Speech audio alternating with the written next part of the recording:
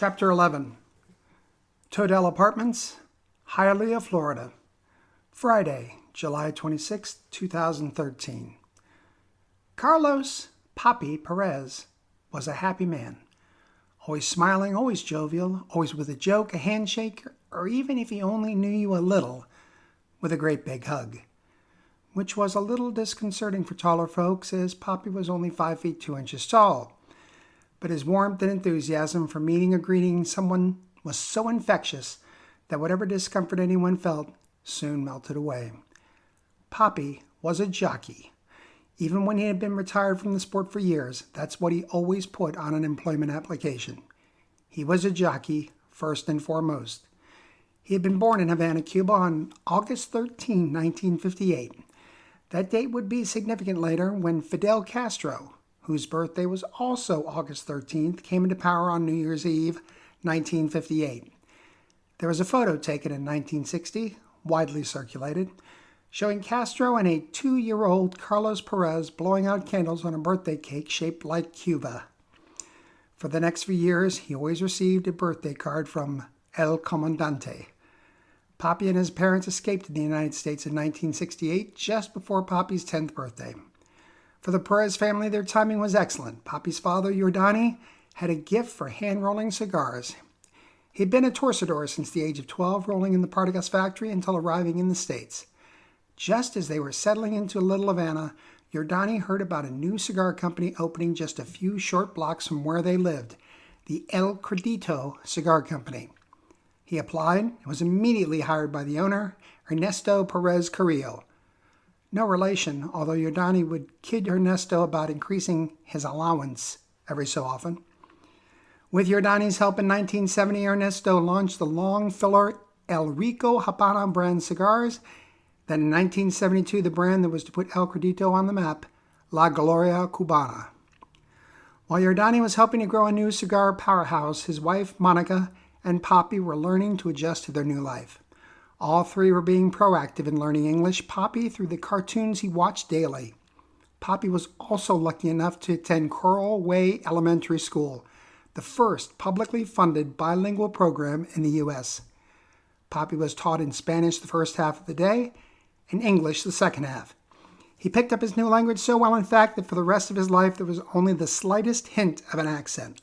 When complimented, he would always say, "I think in English too." Papi attended Miami Senior High School, where his huge smile and bright personality kept him from suffering the bullying like some of the other Cuban kids. In fact, there were many times during his 4 years when a fearless Papi, all 5 feet 2 inches of him, as muscled as he could be from running and working out, would step between threatened Cubans and threatening American kids. "Now listen," he'd bark in deceptively clear English.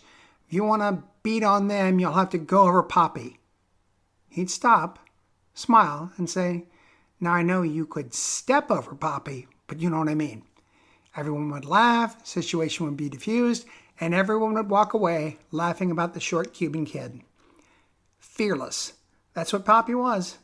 His parents had insisted that he graduate from high school, and they were the proudest people in the room when the principal called, "Carlos Perez." Then from all around the room, from black faces, white faces, Cuban faces, you heard, "Papi, Papi, Papi." When he received his diploma, he threw his arms in the air to a big cheer, then mimicked a jockey riding a horse to last from the crowd. Everyone knew that Papi wanted to be someone, and that with his size, being a jockey would be an excellent avenue for him. That was the reason he'd gotten in shape. However, there were 2 small challenges with Papi's plan. One, he'd never run a horse in his life. Any kind of horse. Forget about a high-kicking, highly strung thoroughbred. Second, he didn't even know anybody in the industry. However, he knew there was a legend just down the road at Hialeah, and Papi meant to pay that legend a visit. Woodford Cephas Stevens, better known as Woody, was a Hall of Fame thoroughbred horse trainer with wins in over 100 Grade 1 stakes races, including the Kentucky Oaks, fillies, 5 times, the Kentucky Derby twice, the Preakness once, and the Belmont Stakes an unprecedented 5 times in a row from 1982 through 1986. What was most important to Papi was that Woody Stevens was known as the King of Barn M at Hialeah Park, only 8 miles away from the Perez household. On Monday, June 21st, 1976 at 6 a.m., Papi headed to Hialeah Park, at that time one of the major racetracks in the country. As he got to the track, he saw horses walking, cantering, galloping, and as he remembered it, flying. And they were huge, at least to his 17-year-old eyes. There were several groups of men, all looked disheveled, not at all like he had pictured a trainer to look. He looked at the groups, saw a short older man with glasses and an old frayed fedora-style hat on his head, thought that he had the kindest face of the bunch, and that he might show him how to find the great trainer. "Excuse me, sir." The man looked at him, smiled, in a soft southern drawl. "What can I do for you, son?" "I'm looking for Mr. Woody Stevens, the trainer." The man smiled again. "There's lots of folks who've torn up losing tickets who don't fancy me a trainer, but I'm Woody Stevens." Papi almost threw up. Gathering himself again, he choked out, "Mr. Stevens, I'd like to be a jockey." Woody smiled, stared for a moment at Papi. "Son, not trying to be fresh with you, but give me your hands." Papi extended his arms out. Woody looked at them, felt them. "What's your name, son?" "Carlos Perez, Mr. Stevens, but my friends call me Papi." Woody extended his hand. "Well, Papi, I ain't Mr. Stevens, and only my kin and those ticket rippers call me Woody. How's Mr. Woody sound to you?" Papi smiled for the very first time. "Mr. Woody it is." "Okay, Papi, first let me explain what's going on here. There's no race in Hialeah till the winter. I'm checking some horses out to see if I want to train them. When you get to be my age," smile, "you can pick and choose the cream of the crop. All the jocks are either up the East Coast at several tracks or at Del Mar in California. We got some boys here that I hired for the day. Some are jocks full-time, some part-time. Now, you got two things going for you. One, you got little to no fear. I'm impressed you came up and asked me to help you. A lot of boys wouldn't have done that. Second, you got good-sized hands. You need good-sized hands to control them." Cocked his head in the general direction of the track. "Or else they control you. Look at my hands." He held them out. "Go ahead, grab them." Papi did. They weren't nearly as big or as strong as his. "I started out as a jock, but I didn't have the hands. I had the love of the sport, though, so I turned to training, and I done all right." "Better than all right, Mr. Woody. They just selected you for the Racing Hall of Fame." A smile with a slight blush. "Three things I think we should do. When the boys are done, we'll all meet, and they'll try to talk you out of this business of riding an animal 50 times your size. If that don't work, we'll give you some instruction, put you on one of the slower nags, so that you can get the feel. If that doesn't scare you off, then come back tomorrow. We'll put you on a real horse and see how you do. Sounds good?" "Sounds good, Mr. Woody. One last thing, the most important thing. I couldn't smell any fear on you." "Well," he chuckled, "maybe a little after I told you who I was." I almost threw up. "I got it. It's okay. But a horse, Papi, a real honest-to-God thoroughbred, can not only smell fear, they can also feel fear through your hands, your legs, hell, your hair. If at any point in this you're scared, tell me. I won't think any less of you, son. I'd rather have a live Papi as my friend than a dead one. Understand?" "Understood." Woody Stevens retired from training thoroughbreds in 1997. From June 21st, 1976 to the moment Mr. Woody said goodbye, Carlos Papi Perez rode for nobody but him all over the country. When Stevens finally left the sport, Papi continued riding for another 10 years until the accumulated bumps and bruises finally took him out of the saddle at age 48 in 2007. He retired as one of the top 50 money-earning jockeys of all time. 31,650 starts with 4,431 firsts, 4,207 seconds, and 3,937 thirds for total purses won of $64,637,775, of which the average ride pays 7% of the winnings. Based on those winnings, Papi would have taken home $4,524,644.25 in his 31-year career, or close to $146,000 a year. This when the average jockey made from $20,000 to $40,000 a year. Papi was very good. Not great, but very good. If you had asked his fellow jocks whether Papi would have taken home all 4.5 million plus to a man and woman, they would have answered, Papi, he's so cheap he treats quarters like manhole covers. They would have said it in Spanish, of course. He invested wisely and left the sport never having to work again, and for a while he didn't. In the middle of his career, he bought his parents a nice house just outside Little Havana, along with a brand new Mercedes.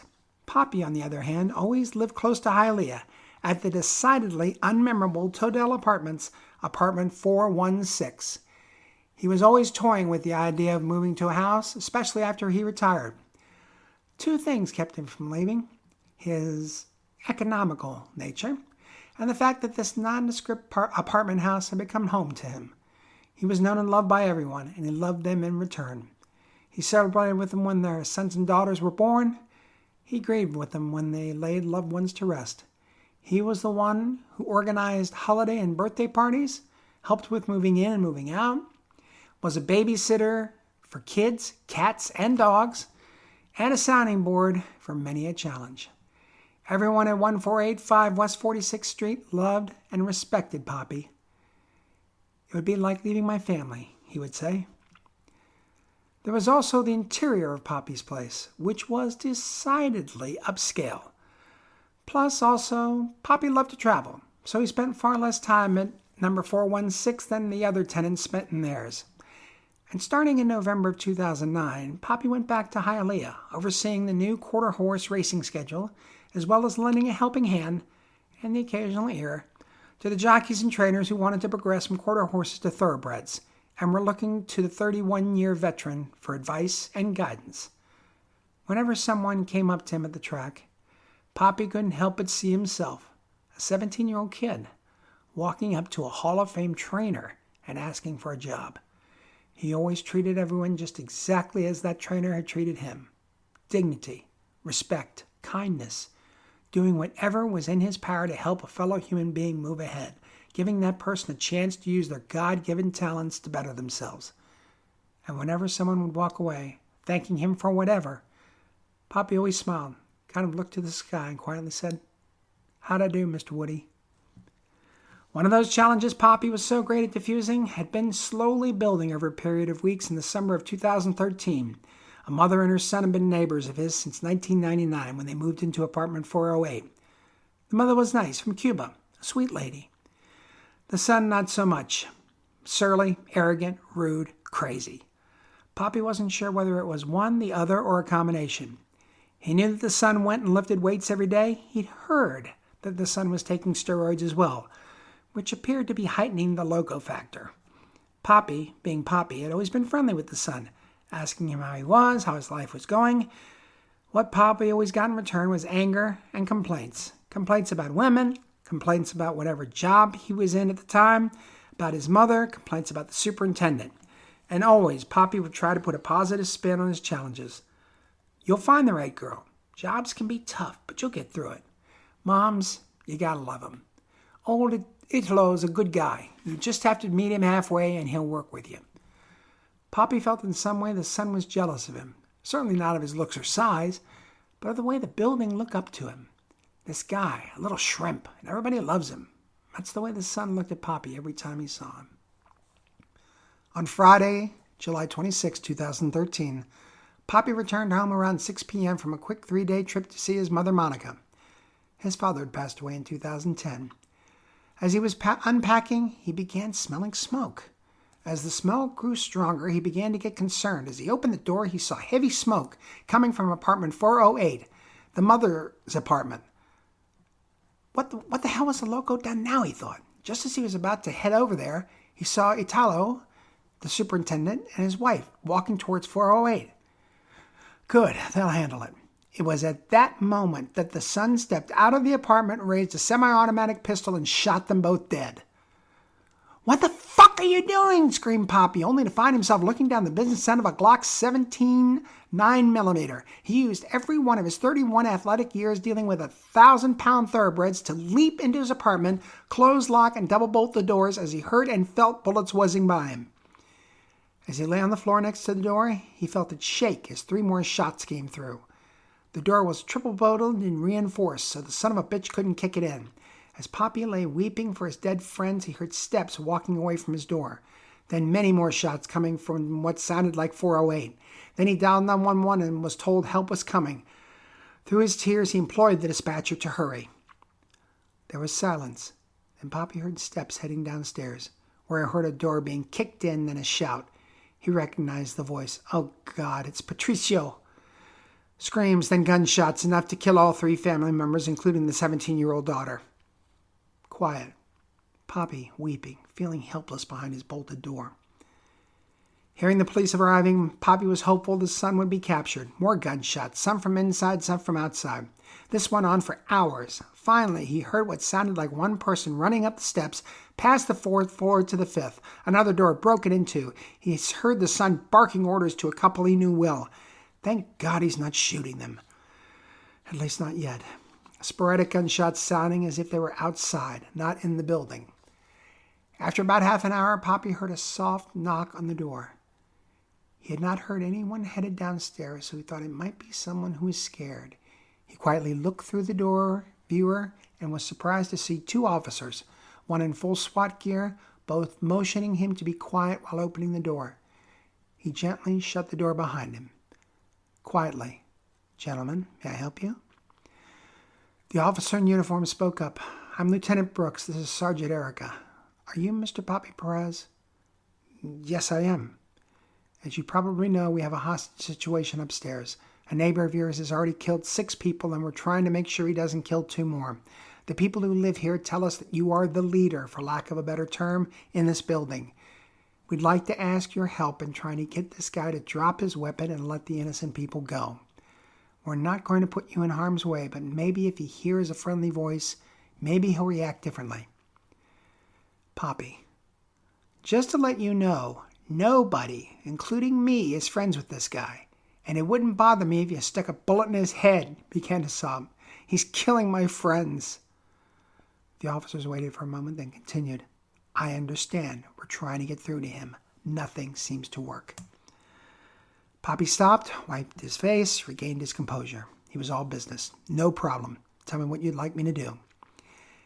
They led him to the landing between the 4th and 5th floors. He tried not to look at his dead friends, the super and his wife, laying on the floor. The officers gave him some instructions. "Please be respectful. Please be nice. We don't want him to shoot the hostages. We're trying to get him to move away from them so we can free them. We have someone here that wants to talk to you." "I don't want to talk to nobody." "Mi amigo, soy lo Papi Perez." In Spanish, "You! Why would I talk to you, you little piece of shit?" Sergeant Erica slid up to Papi. "Please speak to him in English. The lieutenant's Spanish isn't so hot." Small smile. Papi nodded. "Why are you upset with me, my friend?" "I'm not your fucking friend." "Did you like what I did to your blessed super downstairs?" As calm as Papi could make his voice. "No, I didn't." "You should see your happy little family in 304. Mama and her little daughter were crying and holding each other in the can. That's where I left them." "Get the fuck away from the window!" Shots fired outside. The shots ended. Papi tried again. "Why did you do this?" "I'm being followed. Someone's using witchcraft on me. They can't get my money. I burned that." "Was that the smoke coming out of your place?" "Yeah, 10 grand. Not getting my money." Papi leaned over to the officers. "He's crazy. Keep going?" "Lieutenant Brooks, as long as he's talking to you, he's not shooting the hostages." For the next 2.5 hours, Papi spoke to the son. Spoke, pleaded, laughed with, was cussed at, listened to his silence, listened to his rage. But they never heard the pistol fire inside the building, only outside. Finally, Papi had a request. He said it in Spanish so Brooks wouldn't understand. "My friend, take me as your hostage instead of them." Silence.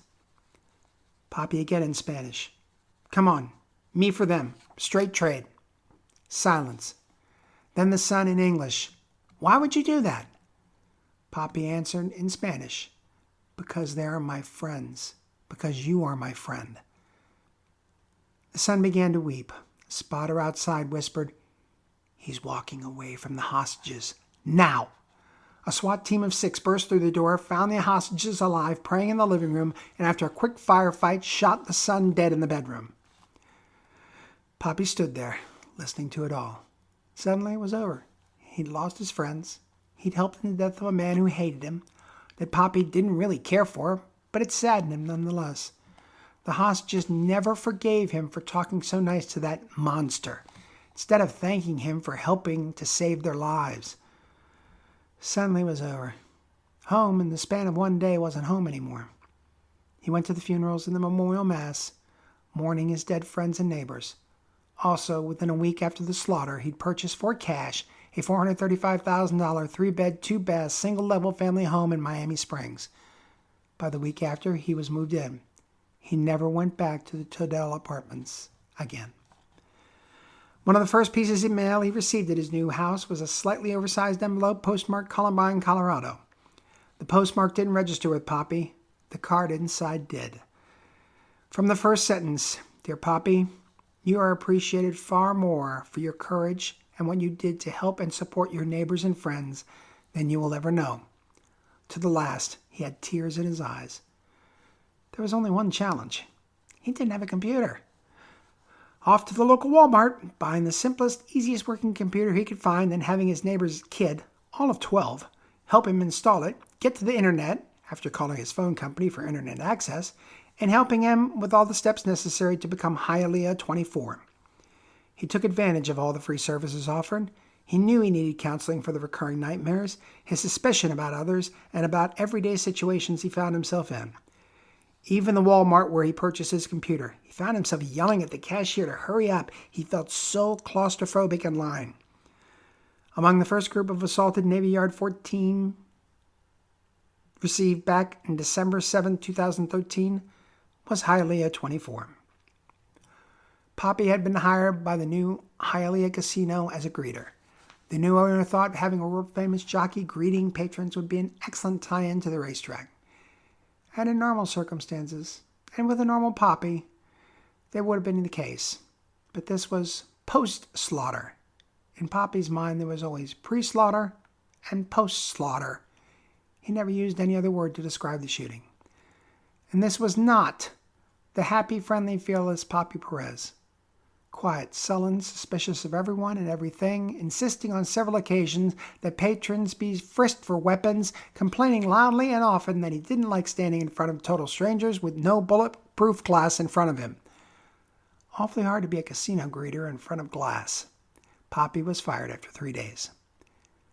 The counseling helped. The hours-long conversations he had with Navy Yard 14 helped as well. But Papi was not Papi. The love he used to hurl out to everyone he met, friend or foe, was long gone. In its place was hesitancy, wariness, at best a noticeably quiet friendliness, as if not wanting to risk exposing himself emotionally or physically. He stopped traveling. He found it difficult even to attend his own mother's funeral when she passed in October 2016. His house was now Fortress Papi, the most elaborate alarm system his house could carry, plus extra cameras outside and in. Fearless Papi was now Fearful Papi. It was Fearful Papi that agreed to meet with Ray Wilson at his Miami Springs home on 10 a.m. Monday, July 2nd, 2018. Ray always appreciated meeting someone at their house. It gave him the opportunity to run once around the block to make sure no one was waiting or listening. Maxine had warned him about Papi being short and wary. As Ray got to the front door, he noticed 2 cameras pointed at him. Holy shit, he thought, this guy won't ever leave his house. The door opened a crack, chained. Yes? Hi, I'm Ray Wilson. Navy Yard 14 sent me. Door opens, hand out, cautious smile. Hi, I'm Carlos Perez. My friends call me Papi. Well, hopefully by the time I leave, I'll be given the honor to call you that. They sat down in his beautiful living room, Ray in a sofa, Papi in a chair facing him. So, Mr. Ray, how long have you known Navy Yard 14? I first met Maxine on the flight, taking my wife back home to be buried. She was one of the attendants on the flight. When I got the card about the site, she was my mentor. Mine too, back in 2013. I'm sorry about your wife. Nev, Maxine told me about your assault. Well, we now have two things in common. We know about each other, and we love Maxine. They both laughed. Okay, now you can call me Papi. And for the next 2 hours, Papi was Papi again, regaling Ray with stories from his career about his family in El Credito, even sharing the story of how he met my best friend, Mr. Woody. Ray went over the plan with him, specifically the travel, the living with 29 people for several weeks, and the inevitable ending. Mr. Ray, the feeling I have today, talking with you, is the same feeling Papi had all the time. I loved people, Mr. Ray. I loved being around them. I loved to feed off their happiness at being around me. The only feeling that was better was being on a horse, guiding him or her through a pack, feeling the power you had in your hands, between your legs, winning a race you had no chance of winning, but doing it with your skill, your sense, horse sense, hearing the roar of the crowd as you headed toward the finish line. Mr. Ray, Papi is tired of being scared, of living in a pretty jail, letting some loco hijo de puta, crazy son of a bitch, smile. Very good, Mr. Ray. Some crazy son of a bitch controlling my life from the grave. This miserable bastard. Steroids played with his brain. And that gun. Bang, bang, bang, bang, bang. So fast. Semi-automatic. That's why we're going to use them. They should be outlawed. We're going to show why. Did you know that the police were going to come that day to check this loco hijo de puta? But his mama talked them out of it. Said it would be a bad idea. Oh, Dios mío. Tears filled his eyes. I'm so tired of being afraid. I'm in, Mr. Ray. Back at the Fontainebleau, Ray called Maxine. He's in. I love Papi. How did he sound? Like a guy finally getting a huge boulder off his shoulders. He warmed up as we went along. Great. He's got so many cool stories. Once he got comfortable, I think he told them all to me. Laughter from them both. Max, I can't take any more Florida. Where to? How about New York? Binghamton 17. 17? My favorite number.